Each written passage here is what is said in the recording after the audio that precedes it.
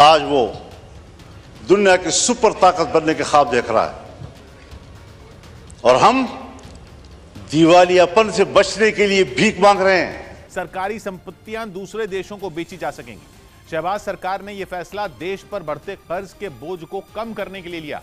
पाकिस्तान से एक बहुत बड़ी खुशखबरी आई है दोस्तों, और पाकिस्तान से आखिर जो खुशखबरियां आती हैं वो किस प्रकार की होती हैं। अल्हम्दुलिल्लाह लोन मिल गया। लेकिन अब आईएमएफ ने कुछ न्यू फैक्ट्स एंड फिगर्स दिए हैं और आईएमएफ जो है वो ये कह रहा है कि इंडिया जो है जापान को सरपास करने लगा है और 2025 में ही ये होने लगा है।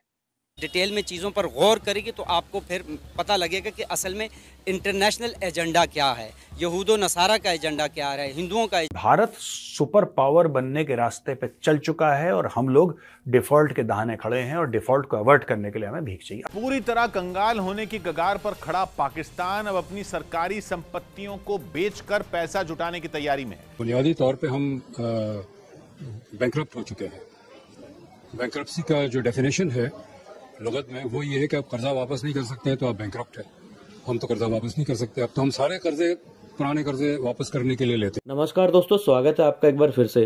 दोस्तों, भारत और पाकिस्तान एक ही दिन आज़ाद हुए और आज भारत दुनिया की सुपर पावर बनने की तरफ बढ़ रहा है और पाकिस्तान दिवालिया ना हो जाए इसलिए दुनिया भर में घूम घूम कर भीख मांग रहा है। दोस्तों, ये बात हम नहीं बोल रहे बल्कि पाकिस्तान के संसद में इस बात पर बहस चल रही है। पाकिस्तान के नेता और जमीयत उलेमा इस्लाम पाकिस्तान के अध्यक्ष मौलाना फजलुर रहमान खुलेआम संसद में भारत की तारीफ कर रहे हैं, लेकिन इसमें उनका दर्द दिखाई दे रहा है क्योंकि ये लोग भारत को आगे बढ़ते नहीं देखना चाहते। वो बोलते हैं कि हम अपनी मर्जी से पाकिस्तान में कुछ कर भी नहीं सकते और वहीं भारत दिन पर दिन कामयाबी के पुल बांध रहा है। एक ही दिन आज़ाद हुए थे, आज भारत दुनिया की सुपर पावर बनने के ख्वाब देख रहा है और हम पैसे के लिए दुनिया भर में कटोरा लेकर घूम रहे हैं। इसका जिम्मेदार कौन है? दोस्तों, आपको क्या लगता है? हमें कमेंट करके जरूर बताएं और वीडियो को लाइक जरूर करें। जय हिंद।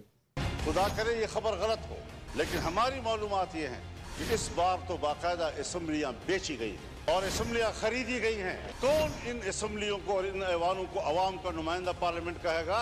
किस तरह हमारा ज़मीर मुतमईन है यहाँ पर बैठने में? हारने वाले भी परेशान और जीतने वाले भी मुतमईन नहीं। हमने अपनी जमहूरियत बेची है, हमने अपने हाथों से अपने आका बनाए हैं। जो आपके मातहत होने चाहिए थी, जो आपके हुक्म पर चलने चाहिए थे, वो आज हमारे आका और उनके हुक्म पर हम चल रहे हैं। हम यहाँ पर एक कानून पास नहीं कर सकते। एस्टेब्लिशमेंट हमें जो नताइज मुरतब करके दे, जिनको यहाँ पर बैठने के लिए फहरिस्त में नाम शामिल करे, उस पर कब तक आप समझौते करते रहेंगे? कब तक भीख मांगते रहेंगे? उनके दरवाजों पर बैठकर दीवार के पीछे जो कुव्वतें हमें कंट्रोल करती हैं, बागडोर हमारे उनके हाथ में हैं। फैसले तो वो करें, मुंह हमारा काला करें। हमदर्दी की बुनियाद पर कहता हूँ, मियां नवाज शरीफ साहब से भी, जनाब शहबाज शरीफ साहब से भी, अपने बरखुरदार बिलावल ज़रदारी साहब से भी, छोड़ो इस इक़्तिदार को, चलो इकट्ठे अवाम में जाते हैं और अगर वाकई लार्जर ग्रुप पीटीआई है, दे दो उनको हुकूमत। आज भी वक्त है समझ लें। क्योंकि इंटरनेशनल फाइनेंशियल इंस्टीट्यूशंस हैं वो बता रहे थे कि इंडिया जो है वो 2026 में जो है वो पहुंचेगा 4th लार्जेस्ट इकोनॉमी तक। लेकिन अब आईएमएफ ने कुछ न्यू फैक्ट्स एंड फिगर्स दिए हैं और आईएमएफ जो है वो ये कह रहा है कि इंडिया जो है जापान को सरपास करने लगा है और 2025 में ही ये होने लगा है। यानी अब वो एक साल और आगे आ गया, पहले आ गया। और इसी तरीके से उन्होंने कहा है कि 2027 तक जो है वो 3rd लार्जेस्ट इकोनॉमी बन जाएगा, जर्मनी को सरपास कर लेगा। तो डॉक्टर साहब, ये फैक्ट्स एंड फिगर्स आप कैसे देख रहे हैं? एक मतलब एक ये एग्जाम्पल है ना सिर्फ ये कि साउथ एशियन नेशंस के लिए बल्कि दुनिया के लिए कि कैसे तरक्की करके इतनी इस दौड़ में आप कैसे इस तरीके से आगे आते हैं। और दूसरी तरफ हम देख रहे हैं कि जो इंडिया का हमसाया मुल्क पाकिस्तान है, उसने आईएमएफ के लिए एक नई दरखास्त डाल दी है कि हमें एक नया प्लान चाहिए। तो डॉक्टर साहब, ओवर टू यू, आप इसको कैसे एक्सप्लेन करना चाहेंगे? किसी भी सक्सेसफुल इकोनॉमी में 4 एलिमेंट्स होते हैं, ठीक है?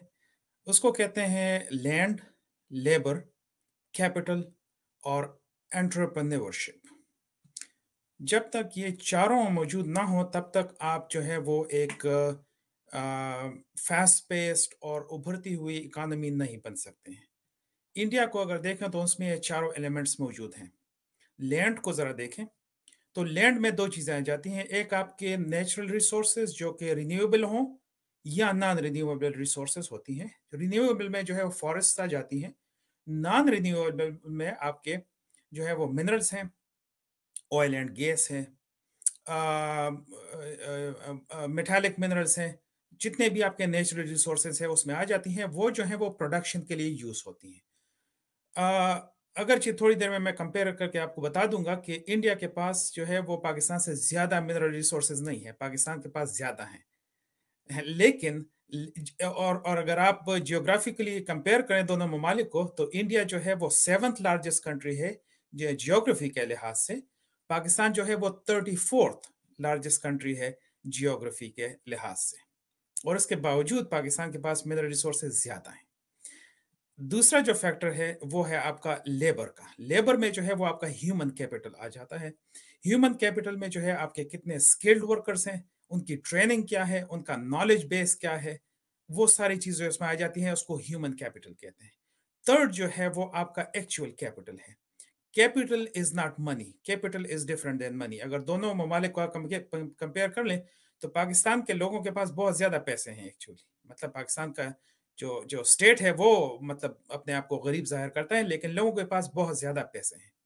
लेकिन अगर उसके मुकाबले में आप इंडिया को देखें तो तकरीबन जो जीडीपी जो आपका जो वो है वो उसमें कोई खास फर्क नहीं है, तकरीबन $2,000-1,500 पर ईयर है, तो इसमें कोई ज्यादा फर्क नहीं है साउथ एशियन कंट्रीज में।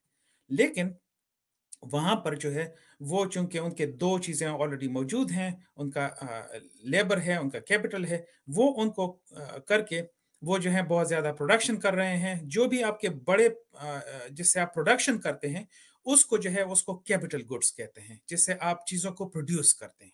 ठीक है, अब अगर उसको कंपेयर कर लें तो फिर कोई कंपैरिजन है ही नहीं पाकिस्तान और इंडिया के दरमियान, क्योंकि इंडिया में जो है ना आप जरा देखें कि कितनी इंडस्ट्रियलाइजेशन हो रही है, वहां पे कितने मोटरवेज बन रहे हैं, उनके जरा रेल नेटवर्क को जरा चेक कर लें।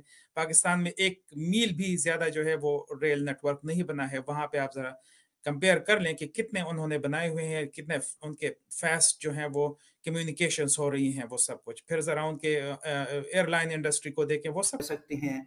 कतार में खड़े ना होना, धक्के देना, कोई ना कोई चवल मार जाना। तो हुलिया लिबास भी हमारा माशाल्लाह जो है वो भी उसी से देख के पता चल जाता है यार ये कोई मस्कीन किस्म के ये लोग हैं। तो मेरा तो ये तजर्बा भी है, आपका भी होगा, हर किसी का, कि आपको पता है कि पाकिस्तान से सबसे ज़्यादा जो इंटरनेशनल जो पैसेंजर बाहर जाते हैं उनको ये गल्फ कंट्रीज़ के ही एयरलाइनें जो होती हैं वो ही उठा के लेके जा रही हैं। एक तो इस बात का भी दुख होता है बतौर पाकिस्तानी कि यार हमारी अपनी मार्केट जो है वो हमारी नेशनल एयरलाइंस के पास नहीं है। अपने ही लोग यहाँ से आके दुनिया की एयरलाइनें जो हैं वो पैसा कमा के हमारा पैसेंजर उठा के ले जा रही हैं। एक तो ये दुख होता है। दूसरा ये है कि देखें कि हमारी औकात जो है वो